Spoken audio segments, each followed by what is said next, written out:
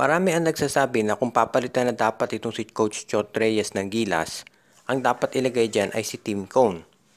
Nakita na natin na ito si Coach Tim Cone, siya ang winningest coach sa PBA. At bilang defensive coordinator ng Gilas, nakita natin kung paano niya inayos yung depensa nito. Partikular na kung paano nila ginagamit itong si AJ Edu, itong kay Carl Anthony Towns sa game natin sa Dominican Republic. At dahil dyan, ito si Junmar Fajardo na libre sa opensa. At nakita rin natin yung iba niyang adjustment sa depensa, maganda naman ang resulta. Siyempre, hindi naman tayo nananalo sa iba nating games, pero kung pag-uusapan natin ay yung hassle sa depensa at yung role ni Coach Tim Cone, nagagampanan naman niya. At sabi nga nung iba, time for a change na nga at dapat si Coach Tim Cone subukan man lang natin. Yun nga lang, kailangan din nating isipin, ito si Coach Tim Cone ay may hinahawakang team sa PBA, ang Barangay Ginebra. Hindi po pwede na si Coach Tim Cone hahatiin yung oras niya sa Ginebra at hahatiin sa Gilas dahil parehong mahihirapan. Siyempre ang Ginebra kinakailangan niya na isang full-time coach at ang Gilas ay ganun din. Nakita natin nung sinubukan ni Coach Chot Reyes na hawakan itong TNT at itong Gilas Pilipinas. Ang nangyari, napilitan siyang bitawan itong TNT dahil nga ang Gilas ay nagre-require ng kanyang full attention. Pati na rin syempre ang TNT nagde-deserve din ng full attention ng kanilang coach. Ganyan din sa Ginebra.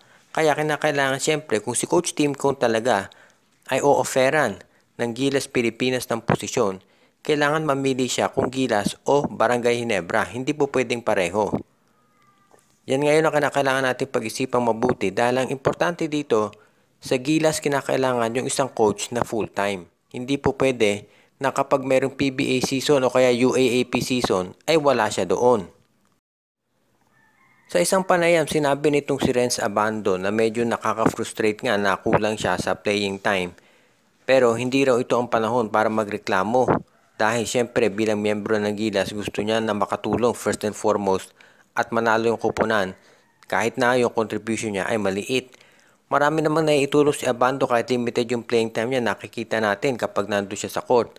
Kailangan lang i-improve talaga yung free throw shooting pero yung ibang aspeto ng kanyang laro ay maganda naman. Sa ngayon syempre, naha-highlight dito sa comments nitong si Abando yung nagiging problema sa rotation nitong ating Gilas Pilipinas. Marami nakakapansin nga na parang hindi maganda yung rotation. Minsan katulad nila CJ Perez at si Kiefer Avena, nababangko palagi. Minsan naman okay ang laro, yes, nahihirapan si CJ sa pagbaba ng bola. Pero kung pwedeng off the ball ang laro niyan ay makatutulong. At siguro baka nawala na rin ng kumpiyansa si CJ dahil hindi nagagamit. At sa pa nating napansin, of course, yung problema dito sa rotation natin pagdating dito sa mga shooters. Dahil nakita natin minsan si RR Pugoy napakaraming minuto, si Renz Abando kulang. At marami nga nagsasabi kung ito si Abando ay binibigyan ng mas mahabang minuto, baka mas marami siyang nako-contribute dito sa ating lineup. Alam naman natin kung bakit kinuha ng mga team sa abroad itong si Abando. Dahil nga alam nila na maganda ang kanyang performance at naipapakita niya yan doon sa pinaglalaroan niya ngayon overseas at pati na dito sa Gilas Pilipinas. So kumbaga, kung ang mga foreign teams nakikita yung husay ni Abando, bakit dito sa Gilas ay hindi siya nabibigyan ng minuto? Sa ngayon, medyo huli na para mag-ano tayo dito, kumbaga mag-analyze dahil nangyari na. Pero dito sa remaining games natin kontra China at dito sa Sudan, ay baka makita pa natin ng mas maraming minutong ibibigay dito kay Renz Abando. Habang itong ating lineup dito sa Gilas ay nakafocus sa laban mamaya sa Sudan at sa China, yung PBA naman ay patuloy sa kanilang preparation yung mga teams dito kabilang na ang San Miguel Beer. Sa latest report, sinabi ni Coach George Gallant na meron daw silang kinakausap na 3 import.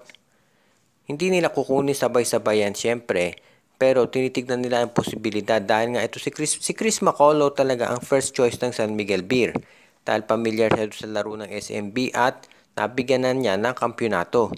Yun nga lang, meron siyang kontrata ngayon kaya hindi siya pwedeng makuha ng San Miguel Beer, kaya ang San Miguel ay may kinakausap na 3 iba pa. Kaya siguro 3 kinakausap ng SMB dahil kung for example hindi umubra yung isa, at least meron na silang nakahandang backup just in case nga hindi ito mapadala o kaya hindi magkasundo sa kontrata o hindi maganda performance o kung ano pa man dahilan.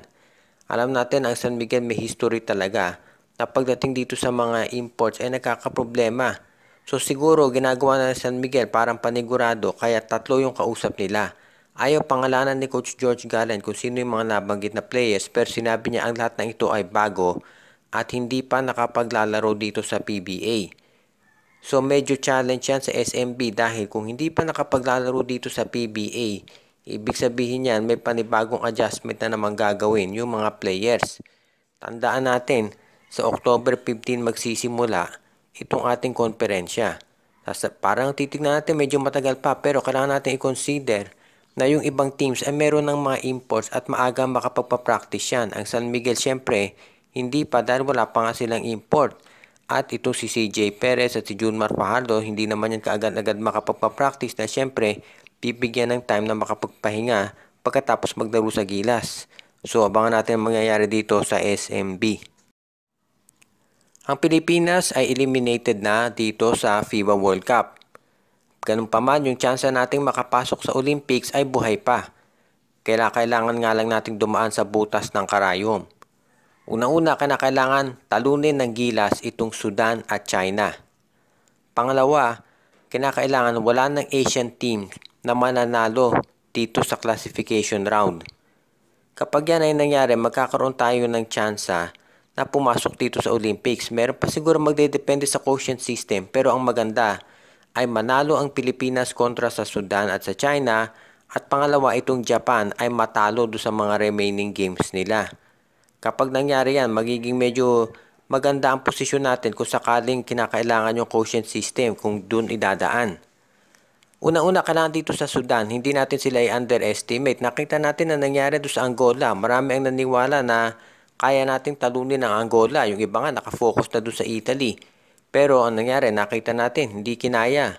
So itong Sudan, kinakailangan dito tayo mag-focus at saka na natin isipin itong China. Kumbaga, huwag tayong thinking ahead na matatalo natin yung Sudan pagkatapos China.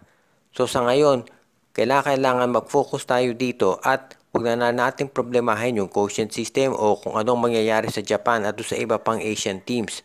Ang kinakailangan natin gawin ngayon, sabihin na natin na maraming problema dito kay Coach Chotre sa style niya. Pero totoo naman yung sinabi rin niya na buhay pa yung chance natin sa Olympics kahit maliit na nga lang. At dapat ang gawin natin ay mag-take advantage tayo dito kahit papaano. Kumbaga kailangan magkaroon tayo ng pride para lumaban pa rin kahit eliminated na dito sa FIBA World Cup. Kasi ang ultimate objective naman natin talaga ay makapasok sa Olympics. So kahit maliit na yung chance, kailangan i-take natin to. Ruben Tolong, at malay natin ay baka makaswerte. Mariel Soriano, kay Rene, Marcia, Renren, Junjun, Linlin at Enday Dineros, Totoy Mamon, Rosemary Ginelo, at kay Margo at kay Bria Lugteyang, Chokoy San Pedro, Enrico at Presi Angsioko, kay Donel Santiago, Andrew Anyosa family, Ireneo Salangsang family, Jason Mendoza, Enju, Dexter Domer, Judy, Edwina, Shaina, Carl Jaira, Jonah Villarosa, John Mark Cantos, Carlito Bolima, Joseph Pineda, kay Dionisio Mercado, Edwin Carmona Jr., kay Katsakino Dukusin, OG Len Gio at Gia Santillana at Tagle family, Joshua Giray, Espejo at Rosales family, Edwin Carmona Jr., John Patrick Abrea, kay Anthony Alon, kay JJ Sibung, RG Bueno at Dalina family, Anthony Alon, kay Reden, Elena, Laila at Ponbon Lansang, Myron Almosa at Balyete family, at sa iba pa nating mga tagapakinig kabilang si Rico Olarte, Ronald Berbosidad at ng iba pa.